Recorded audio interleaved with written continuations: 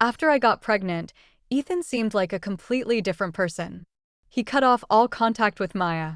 He started quitting smoking, scheduling doctor appointments, and making nutritious meals. He, who never liked kids, even signed up for a parenting class and filled a thick notebook with notes.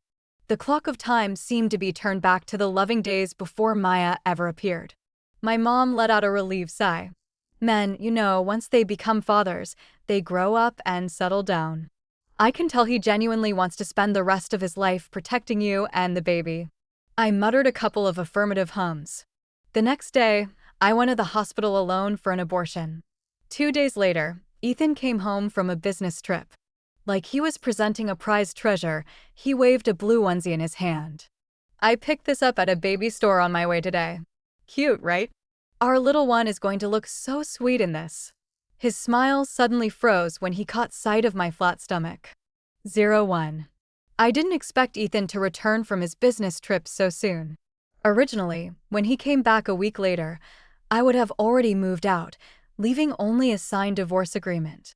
As soon as Ethan stepped through the door, he held up the tiny outfit, spinning around as if showing off some incredible trophy. Every evening after getting off work in the past, the first thing he would do was press his ear against my belly. Our little one was quite energetic, making me dizzy and sick with morning sickness during the early stages of pregnancy. He would comfort me in a soft, gentle voice. Be a good baby, Peanut. Don't give mommy a hard time. We both have to love her so much. Today, Ethan instinctively looked down at my abdomen. The fabric hung limply. The familiar rounded curve was gone. He paused, then looked up at my overly pale face. The tiny outfit slipped from his hand and fluttered to the floor. His fingertips trembled as he bent down to pick it up, forcing a weak smile onto his lips. I've only been gone 2 days. How did you lose so much weight? Looks like I really need to stay by your side and take proper care of you. I'm not going on any more business trips. I'm not going anywhere. You must be starved. Let me make you dinner. He hurriedly turned to walk away. Ethan, I said calmly. The baby is gone. It doesn't matter. Ethan suddenly spun around, cutting me off. We can always have another baby. Acting as if he had a premonition, he refused to give me a chance to speak. I'll be a great dad. I took so many notes, I really learned how. You love kids so much, you always stare at other people's babies when we're out. You didn't mean to do this. It's all my fault for going on that trip and failing to protect you and the baby. He rambled incoherently, his eyes welling up with tears. He called my name over and over again, like a drowning person clutching at a piece of driftwood. Elena. That was our baby. Why didn't you keep it? Maya and I aren't in touch anymore. 02. This was the first time Ethan had mentioned Maya since I got pregnant. She was the absolute forbidden zone in our lives, a nightmare never to be spoken of. At first, Maya was just an impoverished intern in Ethan's stories. She couldn't afford rent, so she secretly lived at the office, stuffing her bedding into the restroom storage closet, sleeping on a makeshift pallet in the conference room late at night, and clearing everything away before work. Eventually, someone found out and posted it in the company's main group chat. Subjected to everyone's strange looks, she kept messing up at work, and her chances of passing probation were hanging by a thread. Ethan told me about this, as if it were a joke. My heart ached for the young girl I had never met, and I urged Ethan to help her. Ethan's tone was indifferent. What she did was foolish, and she has no investment value. Why waste the time? I gave him a seasoned peck on the cheek. I love red roses the most, and her name has Maya in it, so it's meant to be. Just consider it a small favor. The tips of Ethan's ears turned slightly pink. Kiss me one more time, and I'll agree. Prompted by my kisses, he agreed to give Maya $1,500. I specifically instructed him to put the cash in an envelope, place it secretly on her desk, and leave no name. Back then, I never imagined that this tiny shred of kindness would nurture a man-eating flower. 03. Hearing Maya's name again was 2 years later. Ethan had been in a car accident during a business trip, though his injuries weren't severe. However, Maya, who was traveling with him, ended up in the ICU. That was the first time I met Maya. Her eyes were huge and bright, and she was so thin her cheekbones jutted out. In the face of life and death, she had thrown herself in front of Ethan to shield him. The wound on her back ran from her shoulder blade all the way down to her flank, requiring 37 stitches and leaving a ferocious, jagged scar. She refused money, refused everything, only glaring at us and saying, "Consider it repayment for that $1,500 debt." The doctor shook his head sympathetically. "Young women love to look pretty, but unfortunately, she'll never be able to wear backless dresses again." Catching a glimpse of that winding scar disappearing down her neckline, a heavy knot formed in my stomach. Pulling strings behind the scenes, I found the top specialist to help her get rid of the scar. The scar faded a bit, but it was still noticeable. Struck by inspiration, I designed a rose tattoo for her. A blue rose blooming down along her spine, striking yet quiet. You couldn't tell at all that it masked the traces of such a terrifying crash.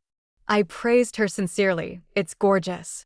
Maya stood in front of the mirror, reaching behind her to trace the petals, her eyes flashing. "Thank you." "I think so too." 04.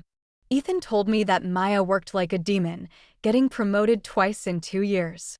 After that, she completely established herself as Ethan's most capable right-hand person and was dispatched down south to manage a regional branch.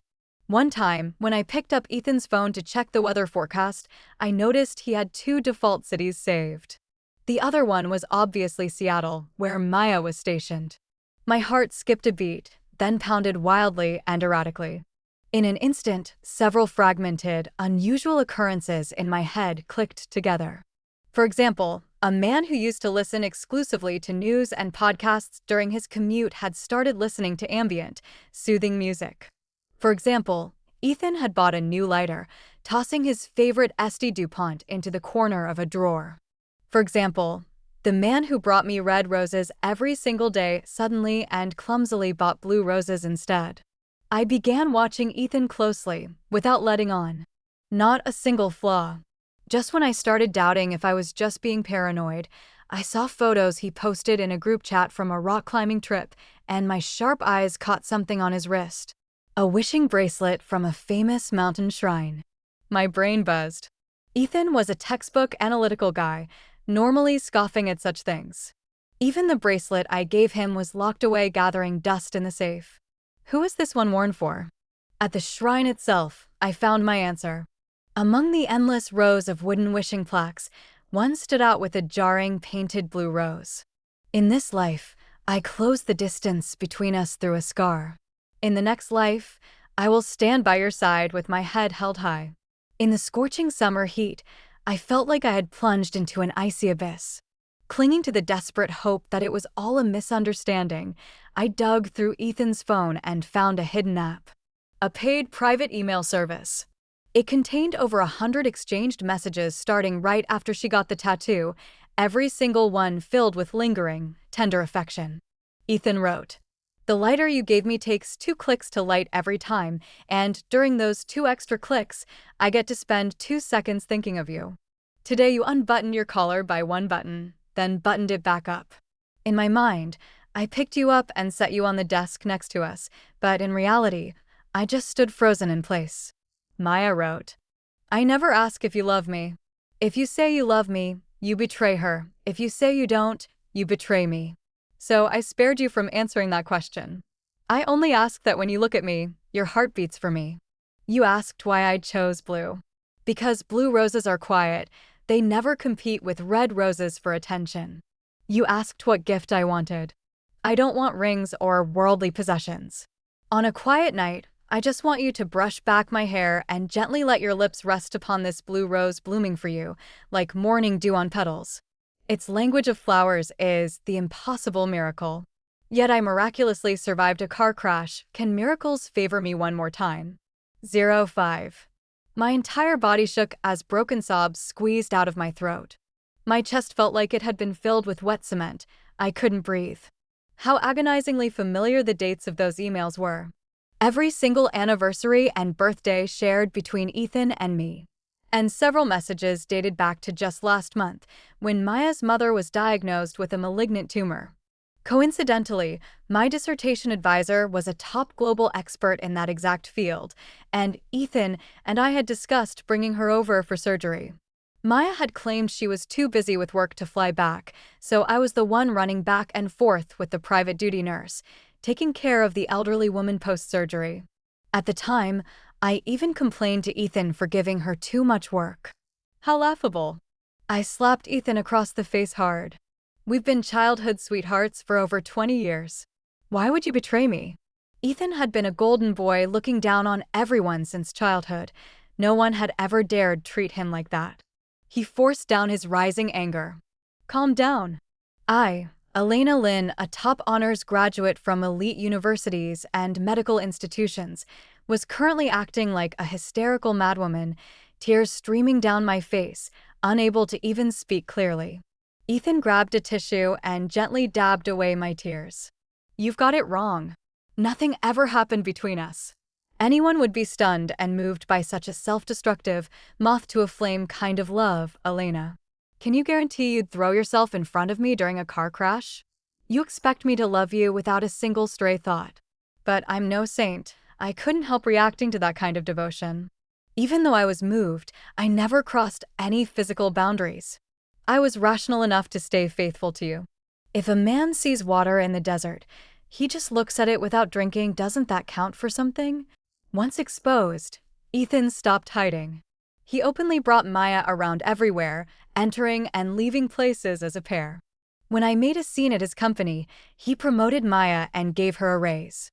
When I pulled back the medical resources for Maya's mother, he contacted other specialists instead. Ethan cared deeply about his public image. He was the kind of person who, if slapped across the face, wouldn't react with pain first, but would immediately check if anyone was watching. He sighed. I've lost face and dignity, and you've vented your anger. Let's drop it now, yeah. Just treat her like a blue rose decorating our life. There's no need to pick a fight with a flower, right? He even had Maya try to persuade me. The timid intern from back then was now polished and poised. Her eyes seemed tinged with pity. I would give my life for him. You just happened to meet him first. But I'm not going to steal him from you. After all, you did me a favor. My stomach churned violently, and my vision went black. When I woke up, I was in the hospital. Ethan was holding my hand, his eyes bloodshot from lack of sleep. The forenurse smiled and said, Dr. Lynn, congratulations. You're going to be a mom. 06. Ethan wasn't big on kids. Combined with the physical toll of childbearing and his career peak, we had never planned on getting pregnant. Who would have thought the baby would arrive as an unexpected accident at a time like this? That was my most catastrophic decision. I used the baby to threaten Ethan into cutting ties with Maya. Ethan smoked for a long time out on the balcony. When he came back, he managed to smile for me. That smile looked like a tea bag steeped in lukewarm water over and over again, insipid and hollow. Resigned to his fate, he shook his head. I'll be a good father. Ethan personally fired Maya and had her transferred out of the city. Like kicking a smoking habit, he severed all connections. The clock of time seemed to reset to the loving days before Maya ever entered our lives. Ethan cooked me nutritious meals, accompanied me to prenatal checkups, massaged my swollen calves, and pampered me beyond measure. He signed up for a parenting class and filled a thick notebook with notes. Before the baby was even born, the guest room was already piled high with purchases. We started talking about baby names, crib colors, and which preschool it should attend. Those topics were light and concrete, making it hard not to daydream about the wonderful life awaiting us after the baby's birth. It felt like everything was getting back on track. Yet that wasn't the case at all. My marriage continued its slow, silent collapse. I don't know when it started. Whenever Ethan came home, he would sit in his parked car for half an hour first, as if gathering enough strength through that simple routine just to face me and the baby inside. And I needed every ounce of self-restraint to keep from brushing his hand away when he touched my stomach. Maya was gone, yet her residue had settled deep into my life. Like stepping on chewing gum, you've walked a long way, but it's still stuck to your shoe sole, impossible to completely scrape or wear off. Sometimes it was Ethan instinctively reaching for blue roses at the flower shop. Sometimes it was an unfamiliar tune humming under his breath. Sometimes it was an accidental M swallowed just in time before finishing. Amidst this silent erosion, I felt suffocated, and at the same time, a fierce, overwhelming regret set in. 07. My best friend came to visit, and seeing how frail I looked, tears welled up in her eyes. Crying while holding a baby is entirely different from crying while holding a pillow. Don't end up like me, letting him anchor away the rest of your life. My mom let out a reassuring sigh of relief. Men are like that. Once they become fathers, they grow up and settle down. Ethan is bound to be a great dad. His notes are even more meticulous than a postpartum doulas. A married couple just has to weather a few storms to appreciate each other more. From here on out, just focus on living a good life.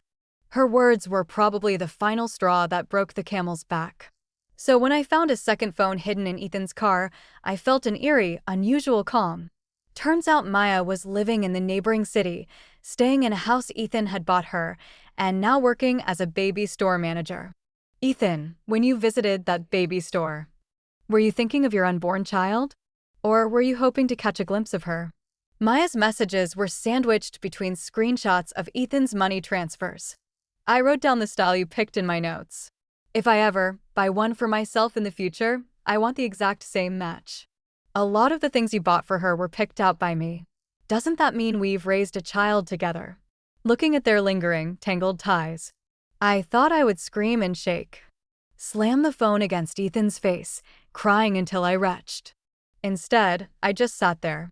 It felt as though something inside my chest had been ripped out by the roots, leaving a cool evening draft blowing right through. I realized belatedly, I couldn't muster even a shred of pain or hatred for Ethan's betrayal anymore. I calmly preserved the evidence, contacted a lawyer, and booked an abortion clinic. On the second day of Ethan's business trip, I lay on the operating table. The shadowless lights brought stinging tears to my eyes, casting a cold, white glare across my lower abdomen. Inside the locker outside the operating room, Ethan's name flashed continuously on my phone screen. Miles away at the baby store. Ethan gripped his unanswered phone, his heart skipping an inexplicable beat. It felt like stepping off the edge of a bottomless cliff, hurtling downward in freefall. There wasn't actually anything urgent. He just wanted to let Elena know he'd fallen instantly in love with a little goose yellow onesie. When Pip wore it, she'd look like a fluffy little duckling or a soft, sweet custard pastry. Pip, a nickname gifted by heaven. It was a pet name he'd secretly given the baby, before he even had the chance to tell her.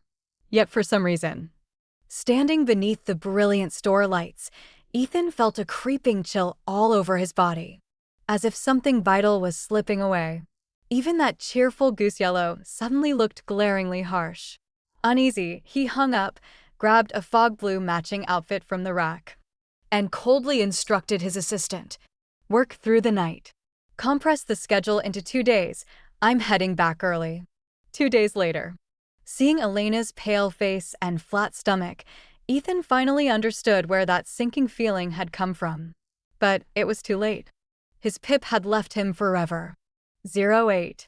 Ethan didn't press for details about what happened to the baby. He seemed to have convinced himself it was just a tragic accident, endlessly blaming himself for failing to take proper care of me. He threw away every single baby item in the house, leaving not a single trace. Then he began studying postpartum care, taking even more meticulous care of me. Friends even joked that he'd make a killing if he switched careers to become a night nanny. Meanwhile, he began reporting his schedule in painstaking detail, accurate down to the minute. I would receive over 100 messages a day. Life seemed to have turned a fresh page. And on this page, Maya's shadow never appeared again. It was as if the chewing gum stuck to his shoe sole had been thoroughly scrubbed away. Yet the scar inside my heart couldn't be washed off. The only solution was to change into a truly clean pair of shoes. I started avoiding Ethan, frequenting excuses about working overtime while actually meeting with lawyers and sorting out evidence. Over the weekend, Ethan managed to snag a reservation at a restaurant I'd been dying to visit. Suspended over a cliffside with a view of passing meteor showers, it had become a hotspot for couples, promising that anyone who made a wish there would stay together forever. It was childish. Back then, Ethan had scoffed at it and always refused to take me. At the time, I had hummed playfully, "You're so silly, I only wanted to go because the person accompanying me would be you. Because we love each other and are terrified of losing one another, that's why people wish for forever." But the current me no longer wanted forever. I said indifferently, "Forget it." Ethan froze, then forced a smile, as if trying to convince himself. "True, you've been working so hard. You should get some rest this weekend. I'll go make dinner." A little while later, Ethan let out a sharp hiss. He had sliced his finger. Just a tiny strip of skin was still holding the pad on. Blood gushed out, soaking his wedding ring and dripping down his knuckles. Ethan looked at me with helpless confusion. In the past, whenever Ethan got hurt, I would feel sympathetic phantom pains. Because I cared so much, even a tiny paper cut on his finger would send me into a panic. Yet now, with blood flowing freely, not a single ripple stirred inside me. I glanced at it, looked away, and went back to studying my professional textbooks in the den. Midway through, Ethan poked his head in. "Elena, this is that takeout you said was good last time. Just make do with it for tonight, and I'll cook for you tomorrow." I was deep into a critical chapter and muttered a perfunctory thanks without lifting my head. Hours passed until evening. Feeling thirsty, I got up to pour a glass of water in the living room. In the darkness, Ethan sat motionless on the sofa, like a forgotten statue. A small pool of dark red blood had pooled at his feet. The wound remained unbandaged, exposed to the air, his skin turning a sickly blue-purple tint. Blinded momentarily by the light, Ethan squinted, and upon realizing it was me, a tiny spark of light flickered in his eyes. I said, "You should go to the hospital and get that looked at. And make sure you clean up the blood." Ethan froze. After a long silence, he whispered, "Okay." Ethan must have sensed that collapse as well, and began trying to patch things up. But the walls of our marriage were already hollowed out. His patching only accelerated the shattering and collapse. The next day, as I went to work as usual, I was met by an unexpected visitor. 09. My calmness in front of Ethan shattered into dust the moment I laid eyes on Maya. She looked gaunt, her cheekbones jutting out sharply. It made me recall the young girl who once had to sleep on a makeshift pallet, and how she had leached off my kindness, destroying my family step by step. I had genuinely loved her like a little sister. And I had genuinely believed she saw me as an older sister. I hated her, and what was worse, I hated myself right along with her. I hated how I panicked more than she did when her mother fell ill, staying up late with professors to discuss surgical plans and personally caring for her mother in the hospital bed. I hated how I went out of my way to help her get rid of her scar and design the blue rose tattoo. I hated what I had playfully whispered to Ethan back then. I love red roses the most, and since her name has Maya in it, it's meant to be. I hated my own goodness, which made me look like an absolute fool. I had grown cold. Every time an instinct to help someone bubbled up inside me, a voice would flash in my mind, "You want to play the fool again?" Yet Maya had the sheer shamelessness to track me down and say to me, "My mom's post-surgery recovery hasn't been great, and we're hoping Dr. Chin can see her for a follow-up. Regular appointments have a 3-month wait list, and Mr. Xia isn't willing to help me anymore. I'm begging you to squeeze us in for an extra slot." I couldn't hold it back. I hurled the book in my hand straight at her. "Get out." With a dull thud. Maya's forehead started bleeding, her lips pressed into a tight line. "You hate me, you hate Ethan Fine. But my mother is innocent." She smiled with a sort of grim resignation. "Dr. Lin, you are willing to sacrifice your own flesh and blood to win back a man, but I'm not that cold-hearted. As long as you're willing to save my mother, you can kill me on the spot." With that, she turned, pushed open the clinic door, dropped to her knees, and started kowtowing loudly against the floor. "Please save my mom. Don't drag an old woman into our mess. She doesn't know anything. You're a doctor. You have a mother too. I'm begging you." Every head in the hallway turned our way, and someone even pulled out their phone to record.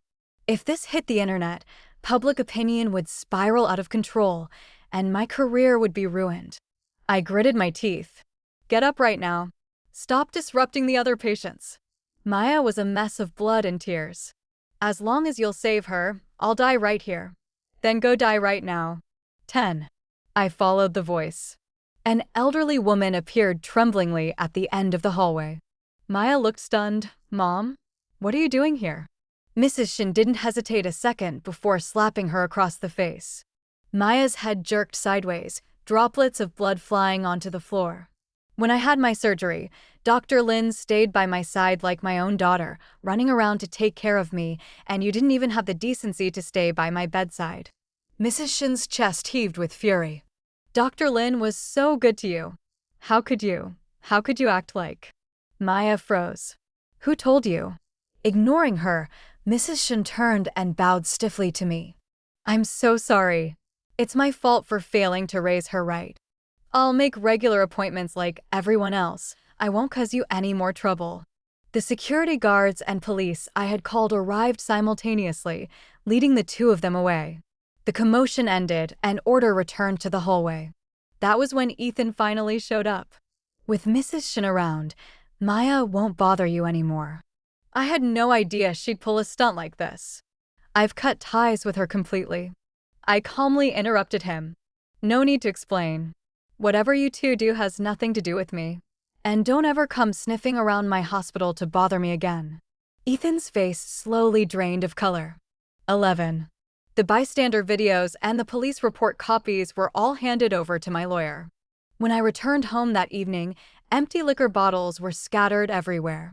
Ethan sat slumped on the floor in dejection. Hearing me walk in, he lifted his head, holding up his ring finger, which had been cut and turned purple from lack of medical attention.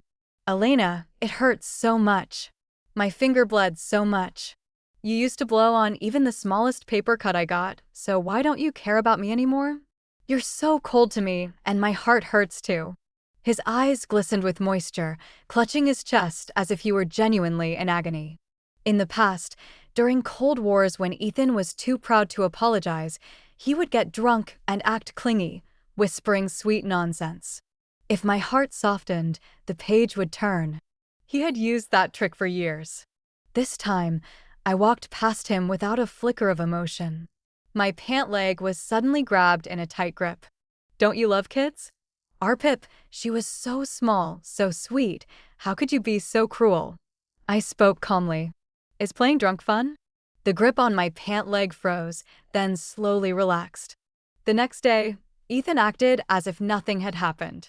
His frequency of visiting the hospital only increased, dropping off lunch, sending flowers, picking me up after work. It prompted clueless colleagues to tease, "Your husband is so in love with you." Didn't they say marriage hits a 7-year itch? Looks like you two are still in the honeymoon phase. Say, why is he sending purple hyacinths though? Aren't your favorite roses? I tossed the flowers straight into the trash can and quietly crossed off another day on my calendar. Finally, my lawyer finalized the final draft, ensuring that even if we went all the way to a contested trial, we had a winning hand. Right on the day I was scheduled to file the divorce papers, Ethan almost died. 12. It all happened in the blink of an eye. As I stepped out of the hospital, out of the corner of my eye, a figure lunged forward furiously. Before I could register who it was, Ethan, who had come to pick me up, threw himself in front of me. My mom is dead, you go die too.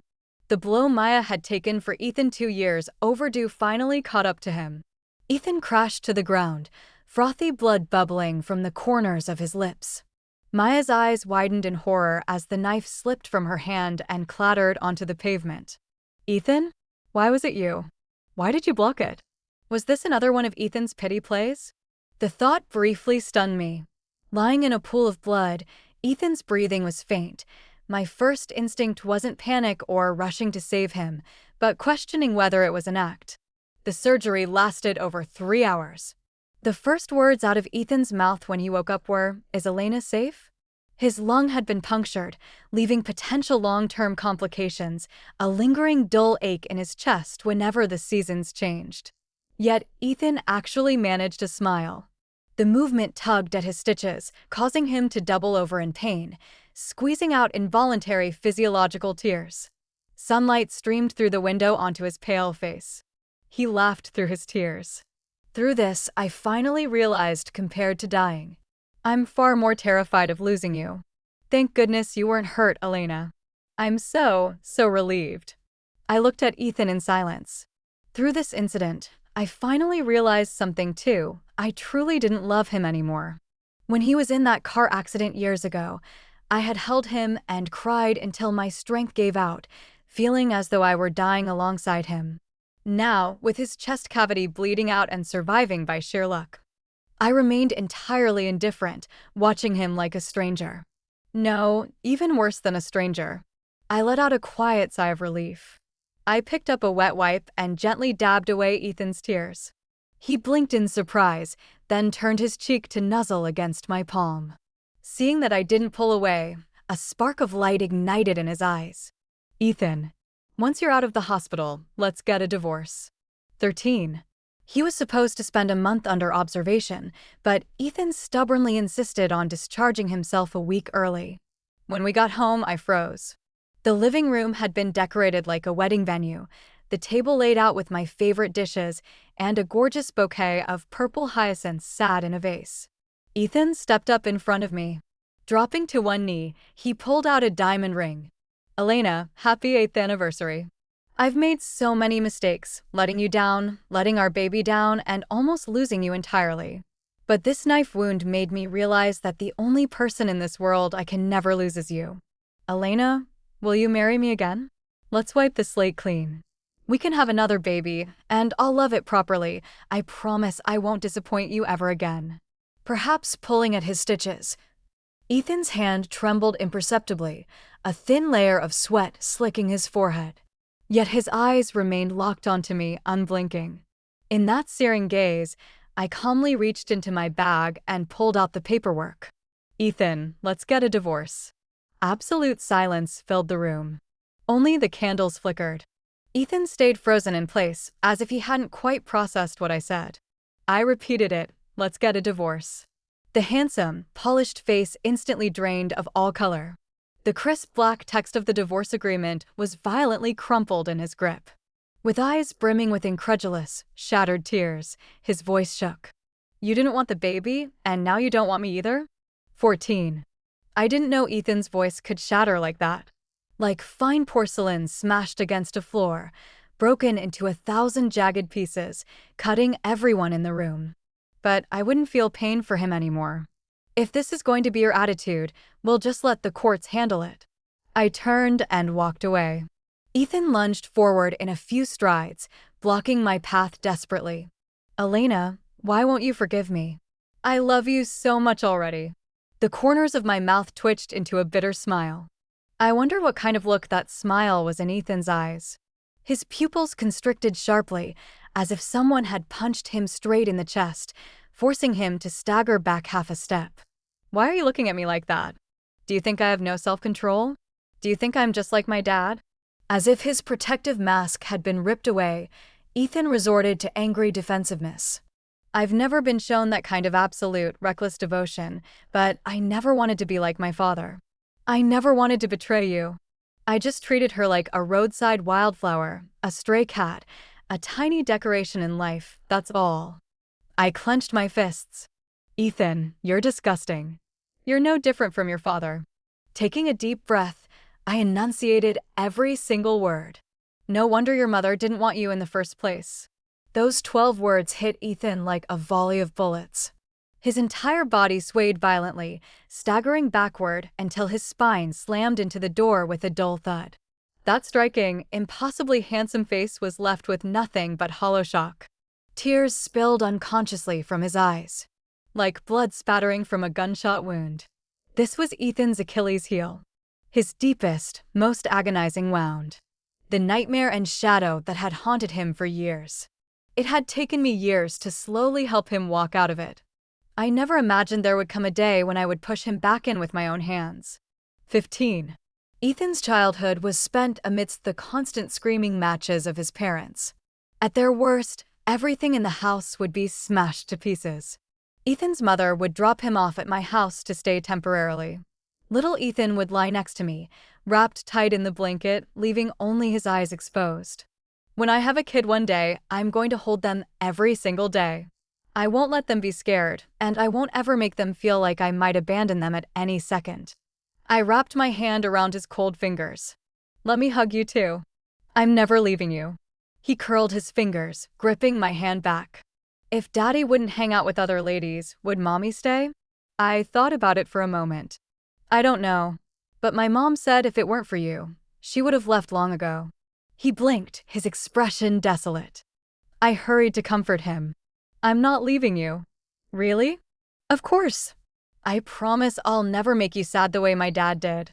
I know. He extended his pinky finger. Pinky swear. Deal. Cross my heart, hope to die, stick a needle in my eye. Not long after, Ethan's premonition came true. On a sunny afternoon, his mother kissed him goodbye and walked out the door carrying her suitcase. Ethan stood frozen in a daze. As the car engine revved, he bolted after it in a desperate sprint, running with all his might, screaming at the top of his lungs. Mom, don't leave me behind. He couldn't catch it, of course. He stumbled and crashed hard onto the pavement, his legs scraped and bleeding.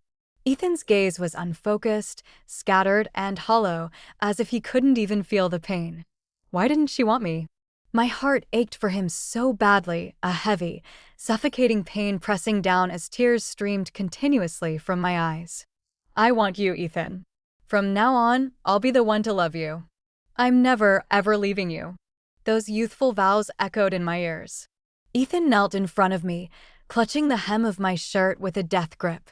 Perhaps the overwhelming emotion triggered his injuries, his shirt stained red with fresh blood around his chest. Yet he felt none of the pain. Looking up, tears rolled down his cheeks in heavy drops. In all my memories, Ethan rarely cried. He didn't cry when his mother left, nor when his father died. Those eyes, usually so composed and steady, now revealed a terrifying vulnerability and collapse. Like an abandoned infant left by the roadside, crying at the top of its lungs. Elena, are you abandoning me too? It was my fault. I'm sorry. Please don't leave me. You're all I have left. You're all I have left. 16. Amidst Ethan's sobs, I remembered how I had cried nonstop while lying on the operating table. Shaking all over, feeling as if I might jump off the table and run away at any second. Even the doctor's eyes had grown red watching me cry. Whispering gently, "Don't be scared. Just close your eyes and it'll be over." I wasn't scared. I was just grieving and heartbroken. I had dreamed countless times of having Ethan's child.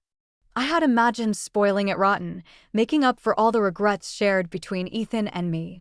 Yet now I was throwing it away. I'm sorry, but I couldn't let it grow up in a household holding on by a thread where I would eventually leave anyway, only for it to turn into a second Ethan, stepping right into his footsteps. And I wasn't ready to raise it alone. I worried that one day, like my mom or my best friend, I would start resenting it for holding back my life, when the child had done nothing wrong, yet would have to grow up carrying that heavy burden. I peeled Ethan's fingers away one by one. His expression turned frantic and horrified, as if I were ripping away his only lifeline while he was drowning. Ethan, you don't need to put on this act. The truth is, you never really cared for my kind of love. All I ever did was bring you a bouquet of red roses when you worked late, swap the cigarettes in your pocket for lollipops, and remember the little things you mentioned in passing. All I did was bury my face in your chest during cold wars and pout. It was my fault. Please don't ignore me. All I did was tell you every single day, Ethan, I love you. Those trivial expressions of love feel like something anyone could do. Compared to the life or death shield Maya threw for you, they pale into insignificance, completely worthless. Verbal promises can't move you anymore. A love like Maya's, where she was willing to give her life for you, is the ultimate promise of never leaving. You were stunned, seduced. You wanted more love, 2, 3, countless parts to fill that black hole inside your chest. But where in this world is there such a bargain? I can't trade a lifetime of devotion just for a few words of I love you. And similarly, you can't trick me out of a lifetime with a few apologies. Ethan froze completely. Hollowed out by those words, he was left as nothing more than a fragile shell. Ethan, I will never, ever forgive you. The sentence dropped like a sledgehammer. Ethan's shell shattered. 17. My lawyer told me that Maya wanted to see me. You don't have to go, it won't change anything. The evidence is airtight. Prison time is guaranteed for her. After thinking it over, I went to see her anyway. Through the glass pane, Maya spoke softly.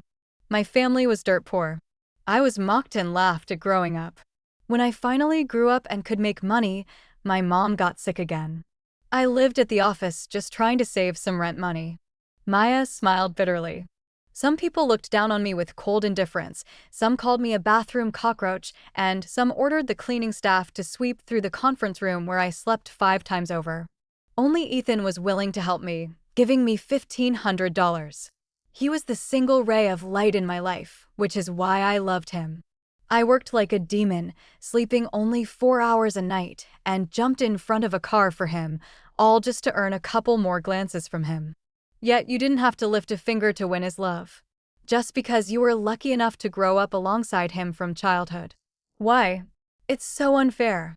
Maya looked thinner than ever, but her eyes burned with an eerie intensity, as if to say I haven't lost, I did nothing wrong, I have no regrets. I didn't know how to describe my feelings. It felt like some cruel cosmic joke. That $1,500? I was the one who told him to give it to you. Maya's smile froze. What? That incident where you were posted in the group chat? Ethan laughed about it to me as a joke, and I was the one who had him put $1,500 in an envelope and leave it on your desk. Impossible, impossible. Maya tried to stand, her handcuffs rattling loudly. I said, you spent so much time around him, didn't you notice that beneath the surface, he's a cold, callous person? Or did you really think you were special?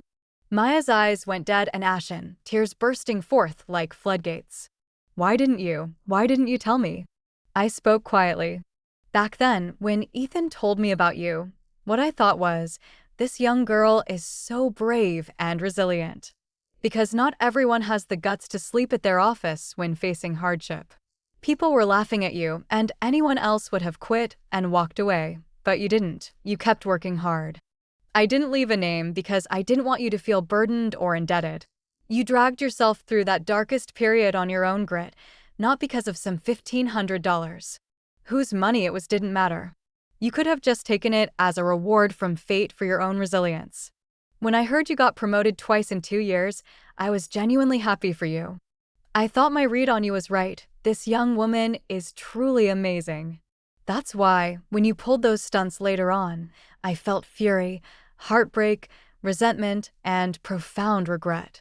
I felt like I was blind, pitying a venomous snake. Maya wailed aloud. Sister, I'm so sorry. I frowned in disgust. Don't call me that. It makes me sick. With that, I turned and walked away. Much later, I learned that Maya died in prison. Biting down on her tongue, blacking out from the excruciating pain, her blood flowed backward into her windpipe, causing her to asphyxiate. Her suicide note consisted of only a few sentences. All the money in my account is left to you. If you don't want it, donate it. The password is the day I received that money. It was the first time I ate takeout instead of instant ramen, sitting on the stairwell eating and crying at the same time. I was so scared on those nights. If I had known someone thought I was brave, I would have given my life to her. I'm sorry. If there is an afterlife, I will definitely repay you. 18. The day Ethan agreed to a divorce was an ordinary day. He happened to stumble upon a hidden notebook of mine. Inside, scribbled down both frantically and earnestly, were plans for raising a baby, written on and off over the course of 5 years. Like the parks we would take it to, the picture books we would read, buying countless cute outfits to dress it up like a doll. Ethan would be responsible for changing diapers, coaxing it to sleep, telling stories, and crawling around with the little one. I would watch from the sidelines and say, "Hubby, you're amazing." Rule number 1. Never argue in front of the child. Kids are extremely sensitive to their parents' emotions, something both Ethan and I knew all too well from experience. The baby would grow up surrounded by immense amounts of love. Kisses before heading out the door, kisses when coming back home, picking it up for kisses when it took a fall, crouching down to look eye to eye for a kiss when it cried. Never yelling at the baby when it made a mistake, talking it through properly followed by a kiss. Ethan and I would spoil it rotten, making up for all our own childhood regrets. Ethan stood hunched over, his forehead resting gently against the notebook in his lap. You loved kids so much.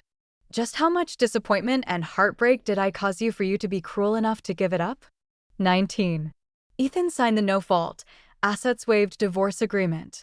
As we walked out of the Civil Affairs Bureau entrance, I inevitably recalled the day we came here to get our marriage license, back when I never imagined Ethan and time would ever part us.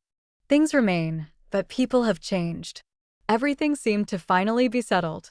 The street looked dim and dreary. Standing amidst the grayish skies, Ethan turned back to look at me. Elena, can you accompany me for one last meal? Siren wails answered for me. Police officers walked up to Ethan, flashing their badges. We're from the Economic Crime Investigation Unit. Please cooperate and come with us back to headquarters for questioning. Over the past weeks, my lawyer and I had audited our family assets, discovering that the houses, storefronts, and large transfers he gave Maya had bypassed our household accounts, remaining separate from our shared marital assets, which was why I hadn't noticed anything amiss. So I went straight to his business partner and triggered an investigation. Ethan paused for a beat. Then he smiled softly, just like he used to before every business trip, reminding me, take good care of yourself. Though this time, he added one more phrase, goodbye. My lawyer smiled at me. Happy divorce. From here on out, it's all smooth sailing. Come on, let's go grab a celebratory meal. 20 Epilogue. On the day of his release from prison, no one came to pick Ethan up. Another inmate released the exact same day had his whole family waiting. His parents' hair was white, but their backs were straight, holding a cleansing basin of fire-warmed water. His wife brought him new clothes, and his child happily shouted, "Daddy." Ethan didn't want to watch, so he walked down the roadside alone. He had gone from having everything to having nothing at all. No parents, no lover, no child, no home, as if abandoned entirely by the world. Ethan wanted to visit Elena's hospital, wanted to return to our old home, but he was completely lost. In 7 years, human cells can entirely regenerate, and a city can be completely transformed. Ethan passed by a park where people were flying kites. He walked inside and sat on the grass, staring blankly. Spring sunshine poured down, yet he couldn't feel a shred of warmth. Too much time had passed. How was Elena doing now? Had she remarried? Did she have a child? Had she forgiven me? As he drifted aimlessly through these thoughts, a crisp voice suddenly rang out. Mister, could you help me grab my kite? It got stuck in the tree and I can't reach it. Ethan started to refuse. The instant he raised his eyes to meet the little girl's, his entire body froze. The exact same almond-shaped eyes, the faint dimples by her cheeks when she pressed her lips together, the porcelain-white skin. In a daze, Ethan thought he was looking at a young Elena. Seeing Ethan didn't respond, the little girl asked again with eager eyes. Mister, can you help me? You're so tall, you can definitely reach it.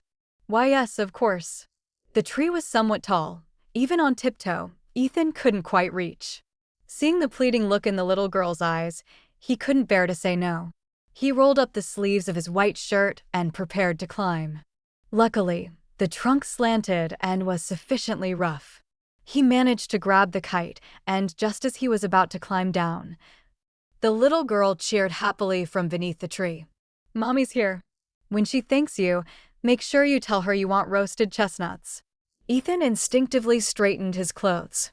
He was still wearing his worn, ill-fitting clothes from prison. Years behind bars had speckled a 30-something's hair with white, fine lines creasing the corners of his eyes. His heart had been pounding wildly since moments ago, desperate to break free from his chest just to catch a glimpse of the past. Stiffly lifting his head, not far away, Elena was walking over, accompanied by a tall, handsome man. A sudden wave of intense fear, inferiority, and humiliation washed over him. Emotions clawed at his mind, leaving it blank. Instinctively, he jumped down from the tree, but because of the height, he crashed hard onto the ground. Ignoring the pain, he scrambled up and began limping away desperately in the opposite direction. He couldn't let Elena see him like this. Turning back, the little girl realized the man who had her kite was running away. My kite. Sad. This was already the 10th kite she had broken or lost. Ethan ran a long way, hiding behind a tree, staring fixedly at the family of 3. Listening to the little girl's complaint, Elena glanced briefly in the direction the thief had fled, then quickly looked away. The man pulled out roasted chestnuts like a magician. The little girl's eyes lit up as she chewed away, instantly forgetting what had just happened. Such a happy family of 3. Ethan stood there for a long time. Until dusk fell and the crowd dispersed, he realized he was still clutching the kite in his hand. His foot throbbed with a piercing, agonizing pain. It was probably fractured, but it didn't really matter anymore. The person who used to care about his injuries was gone. Ethan walked on in a daze, oblivious to his surroundings. Until the shrill shriek of a horn and screeching brakes cut through the air, and he listlessly raised his eyes. But it was too late. Lying flat on the ground, Ethan felt an unprecedented sense of clarity, brightness, and lightness. He saw young Elena and young Ethan reaching their hands out to him, smiling radiantly. "Want to come with us?" Ethan had no strength left, but he managed a faint smile. "Don't leave me behind this time."